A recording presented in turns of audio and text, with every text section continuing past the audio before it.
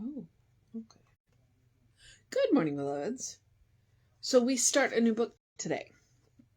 It is a very large book, and it is called Courage, Conviction, and Consciousness, 365 Days of Inspiration from the Women of New Thought. And it is a whole lot of different kinds of stuff. It just occurred to me I haven't even read the dedications and the introductions and the things. But it's beautifully written, and we are starting with April 1st. And the interesting thing about it is that we are starting with a poem from Ella Wheeler Wilcox. It was published in the Nautilus in June of 1906. I actually have a book of poetry from Ella Wheeler Wilcox. She's quite interesting. I posted a poem on social media a while ago, and somebody said, "You sound like Ella Wheeler Wilcox," and I was like, "Oh, okay, that's high praise." So it is April 1st. Our title is Give and Receive. Give, and thou shalt receive. Give thoughts of cheer, of courage, and success to friend and stranger, and from 1,000 sources, far and near, strength will be sent thee in thy hour of danger. Give words of comfort, of defense, of hope, to mortals crushed by sorrow and by error. And though thy feet through shadowy paths may grope, thou shalt not walk in loneliness or terror. Give of thy gold, though small thy portion be. Gold rusts and shrivels in hands that keep it. It grows in one that opens wide and free. Who sows their harvest is the one who reaps it. Give of thy love, nor wait to know the worth of what thou lovest, and ask no returning. And whensoever thy pathways leads on earth, there thou shalt find the lamp of love light burning. Okay. So today's poetry. Wow.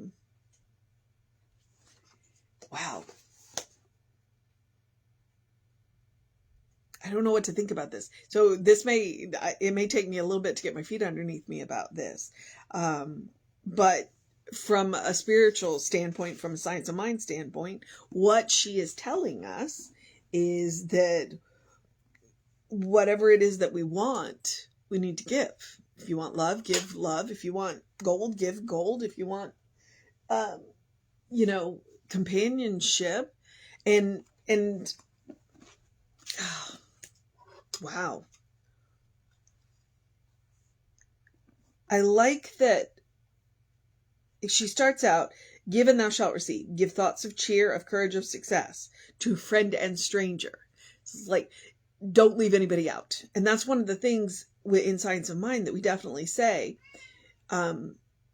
If we live in unity, then that we can't deny good to anybody, no matter what they've done.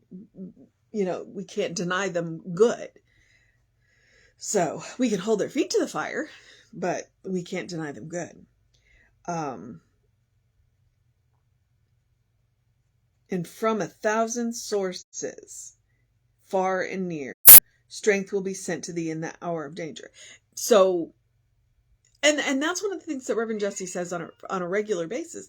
What he says is, you don't know where your good's coming from. Don't give and expect your good to come from where you gave, because it may not. And frequently it doesn't. What will happen is we will give, and then the good will come back at us from a million different directions. So it's like, don't give and then stand there looking at where you gave. Give and expect to get, but not from where you gave. It may come back from there, but frequently it doesn't. And I also give words of comfort, of defense, and hope. So comfort, defense, and hope. It's like, yeah, no. We see what's going on here, and we are working on it. It's like, yes, we understand there is problem. And she goes on further to say, To mortals crushed by sorrow and by error. It's like, yeah, we make lots of mistakes. And so what we want to do is say, we see you. I mean, one of the greatest gifts that you can give somebody is to see them and to hear them. And though thy feet through shadowy paths may grope, thou shalt not walk in loneliness or terror. It's like, you know what? Stick up for... There's another poem that says, that talks about, they came for so-and-so, but that wasn't me, so I didn't say anything. And then finally, when they came for me, there was no one to speak for me. It's like, no, you know what? If it doesn't affect you, but it's wrong, speak up. Because then when somebody comes for you in error, there will be people to speak up for you. Just because it's right. Just because it's right. I already made the comment about the gold. And give of thy love, nor wait to know the worth of what thou lovest, and ask no returning. Ask no returning. That's what I was talking about. It's like, when you love without expectation.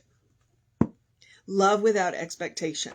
The love will come back to you, but it may not come back to you from the source that you have been showing it. And that's just one of those things. It's like with love, if you want love, give love, but don't expect love to come back to you from where you are giving it. It will come back to you. It's just no telling which direction it's going to come from. What? Right? Okay, so that is Courage, Conviction, and Consciousness. 365 days of, and it's going to be all kinds of different women and all kinds of different things. We started with a poem. And we will tomorrow, when I was flipping through, I saw that some was from like a unity pamphlet and another one was from a meditation. So we're going to get to hear a whole bunch of different voices, and it will be interesting and challenging and fun for me. And I'm glad that we started with a poem. So, I don't, and so I don't know how, I mean, I like to do the mission of the day. I'm still going to do the mission of the day. But the mission to the day was the title of the poem, Give and Receive. So the mission today, should we choose to accept it, I would say, is to give. Give wholeheartedly. And expect to receive. But don't focus on where you're giving to get from receive from. Be open to the 360 of where it will come back to you. So give your thoughts of comfort, give your thoughts of hope, give your thoughts of cheer, give your thoughts of gold, or give your gold, give your time, give your love, give it wholeheartedly, unstintingly, and watch it come back to you from all of these amazing and different directions. So, yeah. Courage, Conviction, and Consciousness.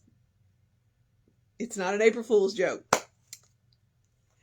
And then I'm going to, here's the other half of the stuff that, if you've been watching these, you know. I do encourage you to do, it is a spiritual practice. Do something loving for yourself, do something kind for yourself, do something compassionate for yourself. And that can look like any number of different things.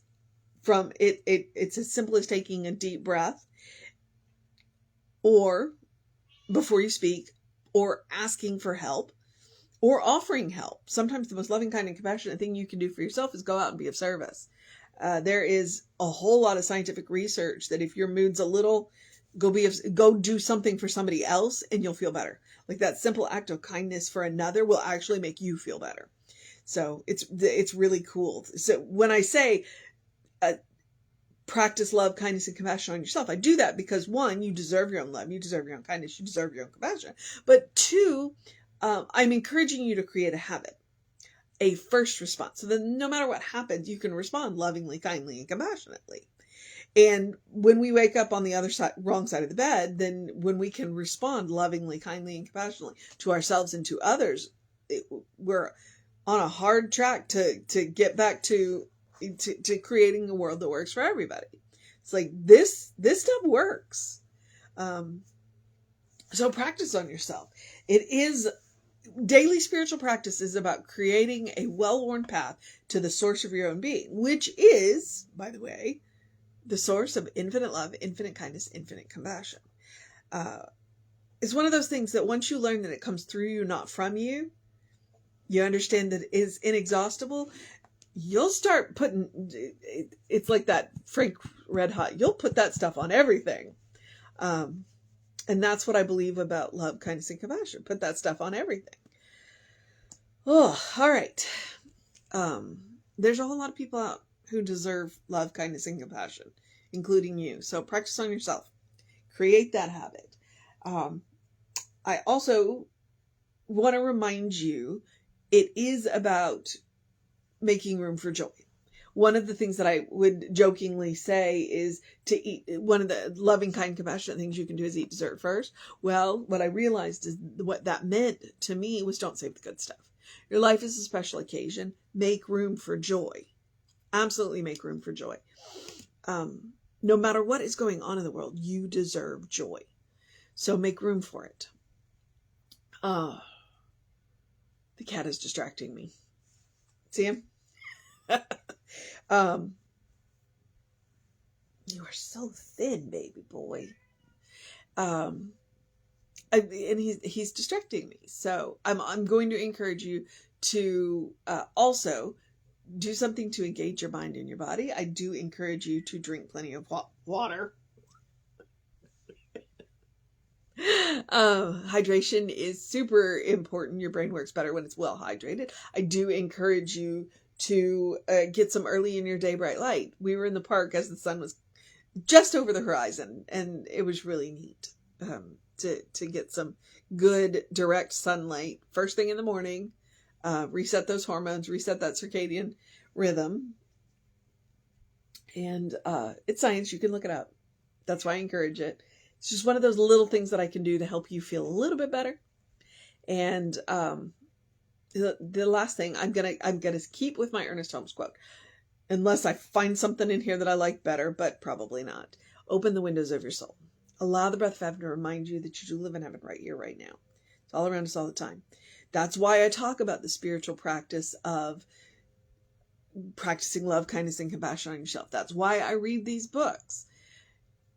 Because I want to come to the knowing in my bones, as Ruth would say, that heaven is a state of mind. It's a state of consciousness. Once I know that, then I can create it anywhere I am. And when I can create it anywhere I am, heaven ceases to be a place and can become any place. And if I keep practicing, it can become every place. It's a superpower. It's a state of grace. And we come pre-installed with it. We can get there. And we can take Emma's advice and look for the good and praise it. Really, honestly. We got to start somewhere. So, look for the good and praise it. Okay. I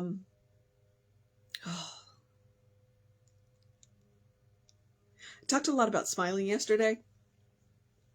It does help you feel better. It does. All right. I guess I'm at the social media part where I remind you we are Creative Life Spiritual Center, Creative Life Spark on the social medias that we are on. I am the running Rev Ryan on the social medias that I am on. I would encourage you to take advantage of the social medias, especially the YouTube channels, both of the YouTube channels. There's a bunch of videos on both of them, and I got 2.5 books on mine. I'm a little bit behind on the book that I just finished, so I need to work on that and catch up so that we can start this one. Start playlists for this one. And there's good content. So we're particularly proud of our Soul Session playlist on the Creative Life Spiritual Center YouTube. So if you want to know what's going on with the center, please feel free to email info@creativelife.org. That will get you on the constant contact. Once you're on the constant contact, then click here now. We'll take you right to the information you want from the email or to the person that can help you get it. All right. I guess website, creativelife.org. That also we'll get you to the YouTube channel. If you go to the Sunday Talks, it's a new feature. We're kind of proud of it. So I get to encourage you to, let me shift the cat so I can have my hands. I get to encourage you to have a great day, a wondrous day, a fantastic day, a magical day, an enchanted day, a wonder-filled day, an awesome day. I'm going to have a catter day. I'm going to spend some time snuggling with my cats. Hug somebody you love day. Take a moment for yourself day. A good day. And if that's too much pressure, simply have a day, because you are enough just as you are. You are a beloved child of God. You are a brilliant light. You are a divine spark. You are spirit in motion. You are God in action. You are a godling. This is the truth of your being. I have faith. I know. And I hold the space until you can know it for yourself. And you can look at this camera and say, but you don't know me. And I'm like, I don't have to. I don't have to. Because Spirit does. Spirit knows who you are. So let Spirit show you who you are. Let Spirit show the brilliance of your being. And then we can give and receive. Like Ella Wheeler Wilcox encourages us to do. And recognize the oneness in the diversity. It's beautiful. All right. So, Reverend David should be on around 5 p.m. with you. I'll be back with you around 9 a.m. It is Saturday, so that means that tomorrow there'll be a Sunday service, which will be really good, because he is doing this. I mentioned this to him, and he's like, well, Women's History Month, let's do this. So he's been working out of this book in the month of March and the month of April. So check out the YouTube channel. He's introduced us to some women of New Thought that we didn't know. And that's what this book is going to do. There should be a whole lot of women in here that we get to find, that we get to discover together. So stay on the journey with me. All right. Which will be around 9 a.m. tomorrow. All right. Take care of yourself. Know that you are loved. And I will see you next time.